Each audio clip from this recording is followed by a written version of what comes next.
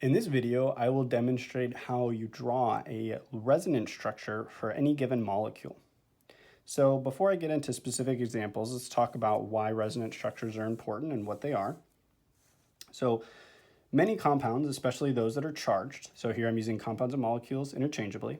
So charged molecules in particular exist in a hybrid of multiple structures that can be represented with resonance. So resonance illustrates where electrons can move in a structure to create what appears to be a different structure. The reason I say it like that is in reality, the compounds are existing in a hybrid of the multiple resonance structures that we can see, but it may be useful for a particular chemical reaction or other chemical application that a particular resonance structure is drawn because it explains how chemical bonds can be formed.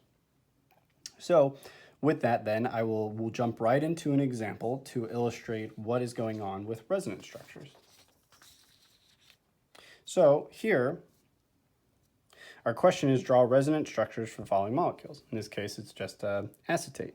So if we were to draw the resonance structure for acetate, we would need to first draw the Lewis dot structure for acetate. So we have CH3. So we know that that's just a carbon with 3 hydrogens bound to it, single bound. And a COO minus we know is a carboxylate group, which is just a carbon, which has a double bound to oxygen, single bound to the other oxygen, and a negative charge there. So let's consider our lone pairs here to understand why the negative charge would be on this oxygen. So this oxygen here at the top must have 4 electrons in lone pairs because the other 4 electrons for the octet are in this carbon-oxygen bond. The carbon single bound to the oxygen then must have 6 more electrons or 3 more lone pairs to fulfill the octet for that oxygen. Now, if we consider formal charge, we'll recall that oxygen is in group 16, so it has 6 valence electrons. So we need to compare how many electrons are present in our formal charge counting compared to 6. So in this oxygen, we know that we have 6 electrons from our formal charge counting. 4 of them are lone pairs. 2 are in these bonds. So 1 counts from one bond, and the second counts from the second bond. So 1, 2, and 3, 4, 5, 6. So there's 6 electrons there in our formal charge counting. Compared to the 6 valence, this would be a 0 formal charge. Similarly here, there's 7 now electrons in this molecule in this oxygen because there's 6 in the lone pairs, 1 in the bond, that's 7, that's 1 more than 6, so negative charge. So this is the Lewis dot structure for acetate. But let's draw it in a more useful representation of the skeletal form that we talked about before. So in the skeletal structure, we have a CH3, that's here, and our carbon double bound to oxygen and single bound to the other oxygen with the negative charge and all the lone pairs that I'm not drawing here, but they're implied. So this is the structure that you'll see in organic. So if we wanted to draw the resonance structure, we need to consider where this negative charge can go. So you may be wondering why I put this in brackets. Whenever you're drawing resonance structures, include brackets because that brackets in general represent that this is an intermediate or some not stable state. It's going to be interconverting between other states, or it's going to just simply react with a molecule that it may be able to if you're in a chemical reaction or something like that. So we include brackets here for that reason. So then this negative charge, which is coming from all the lone pairs that we have here, so 3 sets of lone pairs, one of those lone pairs can move down to this carbon to form a carbon-oxygen double bond between this carbon and this oxygen now. So if we just consider that state without doing anything else, that means that this carbon here would have 1 bond to this carbon, 2 bonds to this carbon, and now to this oxygen, and then 2 bonds again to this oxygen. So that would be 2 plus 2 plus 1 is 5 bonds. So we know that carbon cannot have 5 bonds. So there must be something wrong here, or we're incomplete with our resonance structure. And you'll find that we are. We would need to move one of these double bonds up to the oxygen. Okay, so now When we do that, there will be a new lone pair on this oxygen, and then the charge will go there as well. So if we consider this carbon again, the carbon would have 2 bonds to this oxygen, 1 bond to this oxygen, and 1 bond to this carbon, which is 4, which we know is satisfactory, and everything is happy here in this case. So if we were to draw the structure now, again, when you draw resonance structures, you use brackets and double arrow, not equilibrium arrows, because this double arrow like this represents that we're not in any kind of reaction conditions. We're just showing that this acetate ion can exist in multiple states. So the resulting structure is this. So this can be very confusing for students. So I'm going to explain a little bit what's going on here. So the single arrow here is showing that one of these lone pairs is moving down to form this double bond. Then 2 electrons from this double bond are moving up to the oxygen to form the negative charge, in the sense that there is these 3 lone pairs, 6 electrons, that makes up the -1 formal charge. So these are the 2 resonance structures for the acetate ion. So these are called contributing resonance structures. And contributing resonance structures simply means that the resonance structures are stable. So the actual molecule exists in all of these contributing resonance structures as some kind of hybrid. So the reality of the acetate ion is it looks like it can be represented like this, where the dotted line represents that the negative charge that we see in these top structures can move between this oxygen and this oxygen. And that's what's represented by this dotted line, is that the electron density is rotating or moving between this oxygen and this oxygen, making there somewhat of a double bond characteristic between this oxygen and this carbon and this carbon and this oxygen at all times, since it's constantly interconverting between those 2 states. But now, this doesn't tell the whole picture, because there can be something called non-contributing resonance structures that we also need to discuss and explain why they would not contribute to the resonance hybrid that we see here. Continuing with this idea of non-contributing resonance structures, you could also consider that this double bond may break onto the oxygen. And that is all that happens. There's no movement of the other electron. Now, you would be correct in the sense that this is theoretically possible, but as I'll illustrate here, would be a non-contributing resonance structure that results because of several rules that we'll talk about here. So first, let's illustrate what's happening here. If this bond were to move onto this oxygen, you would get this resulting structure. The negative charge on this oxygen would remain because it's unmoved. Those lone pairs are not moved in this representation. And there would be a negative charge on this oxygen now because this oxygen gained an additional lone pair from the breakage of this bond. And this carbon now lost a bond, so it would be positive in our formal charge counting. So there's lots of reasons that this is bad. This is a bad structure. So first of all, you have 3 charges on this structure. The least amount of charge on a molecule that's possible, the more stable it's going to be. So because of that, the additional charges that this is implementing is making this an unstable resonance form. So this would be non-contributing. So I don't want you to confuse this idea with, now that this acetate is non-contributing, this is a contributing resonance structure. And this one is contributing because there's a negative charge on the oxygen, which is an electronegative atom, so it can have the extra electrons and be satisfied. This is non-contributing because there's 3 charges and we want the least amount of charges possible for any given structure. It may be forced for some molecules to have this kind of state where they have 3 charges in the molecule, But in this case, as we've demonstrated, there is not a need for that. There can be two resonance structures that have just one charge, one negative charge. So therefore, this is the contributing structure, this is non-contributing, and as I showed in the solution, there is two contributing resonance structures that are equivalent, where this negative charge can migrate from this oxygen to this oxygen. Okay, now to finish the video, I will show you a few more examples and we'll work through them together. So here we're asked to draw the resonance structures of NO3.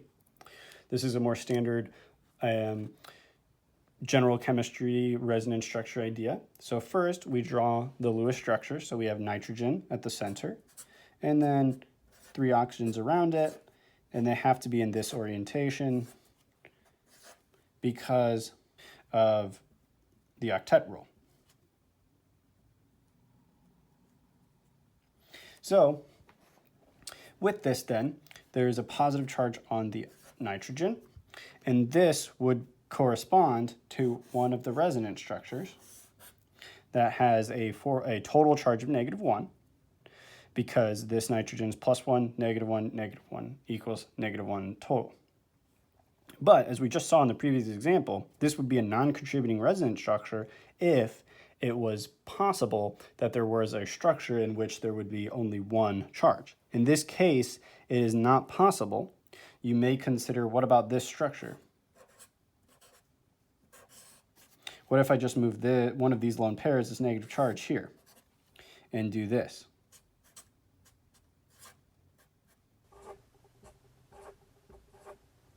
Like that only has one charge.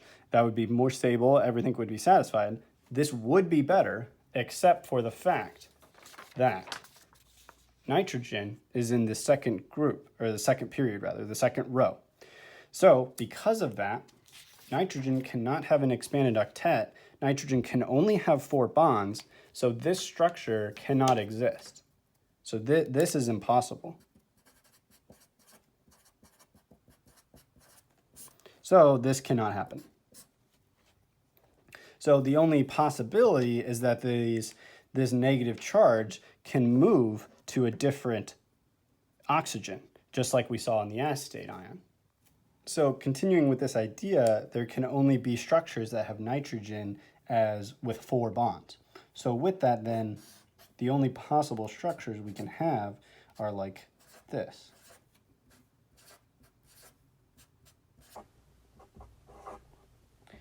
And then, in which case, the resonance structures, there will be 3 of them, in which the negative charge and the double bond can move around the molecule. So if this goes here, then this set of electrons would go there. So we'd end up with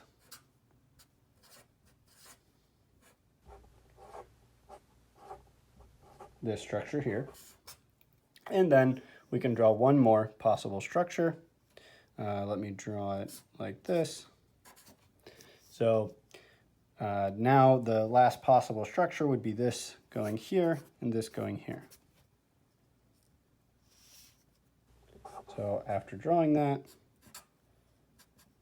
we would get this result.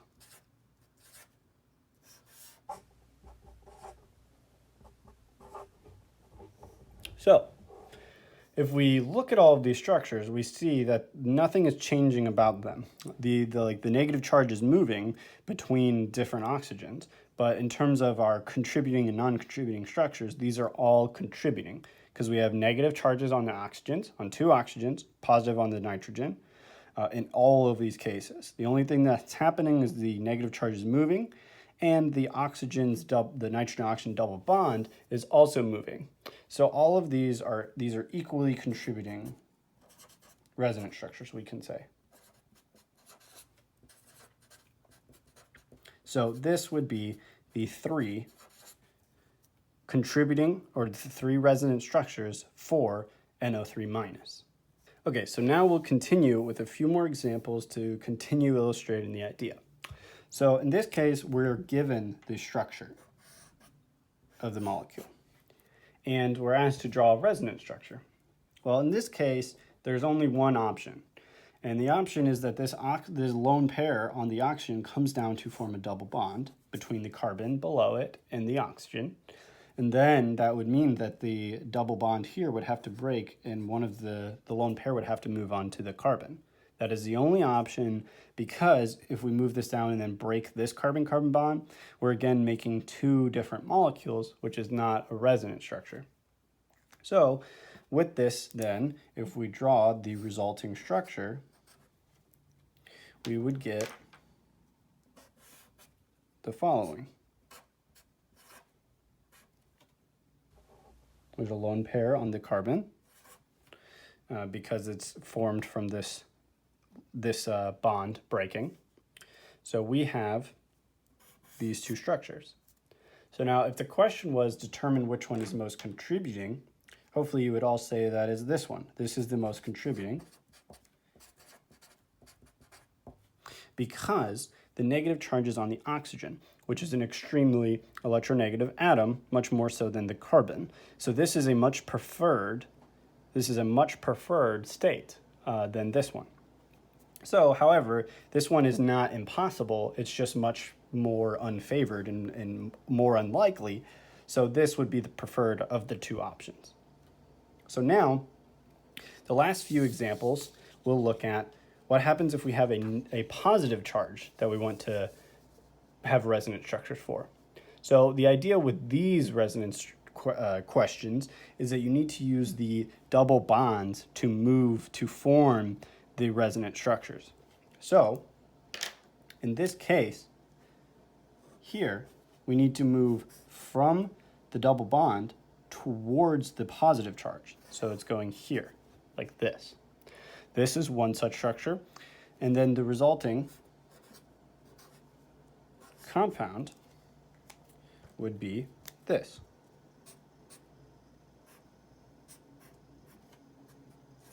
Okay, remembering that we need to go towards the positive charge. So when we do that, we move the positive charge from this carbon to this carbon because we are creating a new bond here. So now this carbon would have the two hydrogens that are there plus the new bond. That would make 4 bonds there, which would give this carbon no charge. That's this one here. And this carbon is unchanged, even though the double bond has moved. This carbon has the same counting number, but now we've gotten rid of one bond to this carbon, which is why it results in a +1 charge.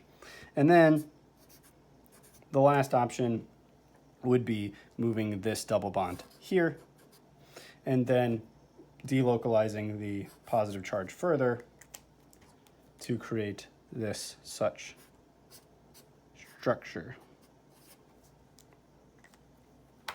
And these would be the 3 possible resonance structures for this molecule. And now I'm saving the hardest one for last.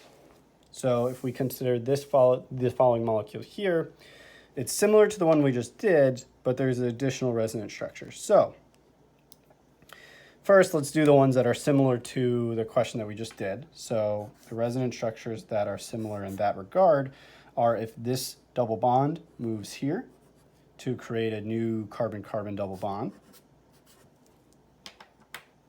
So that would create,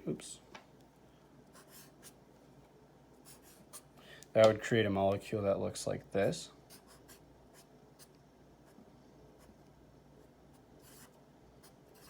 Again, moving the electrons from here to form this double bond between these two carbons, and then moving the positive charge from this carbon to this carbon. And then you could move this carbon up here, just like we did in the previous question. And we can then make another resonance structure.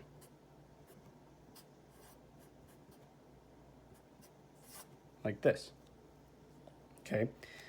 So again, these are all very similar to the ones we just did above here, but there's one further option, and it has to do with the lone pairs on this oxygen.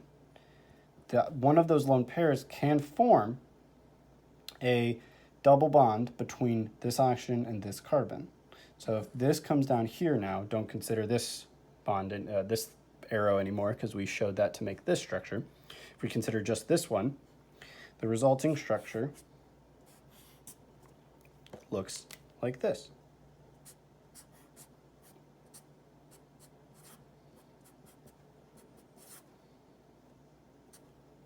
So the double bond where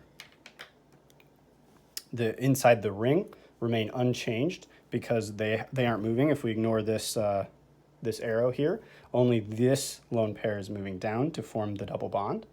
So that would be the last resonance structure. So now, if we consider which ones are most contributing, we would say that these three are equally contributing because the positive charge is on a carbon, which is more electronegative than oxygen. Sorry, carbon is more electropositive. It is less electronegative, so it can hold the positive charge more than oxygen. Oxygen would not have the ability to hold a positive charge as well as carbon. So these three are all the same in that regard. This structure, however, puts the positive charge on the oxygen, which would be less favorable. So this would be the least preferred, the least stable or least contributing resonance structure. But they're all possible. Just these three would be more preferred and they'll happen more often than not. So that's all I have for you in this video. Hopefully you learned how to draw some resonance structures with some very specific examples. These are all very pertinent to organic chemistry. I tried to cater it in that regard and getting away a little bit from general chemistry resonance structures, but the general ideas are still the same. So if you enjoyed this video, please subscribe for more content like this and please leave a like.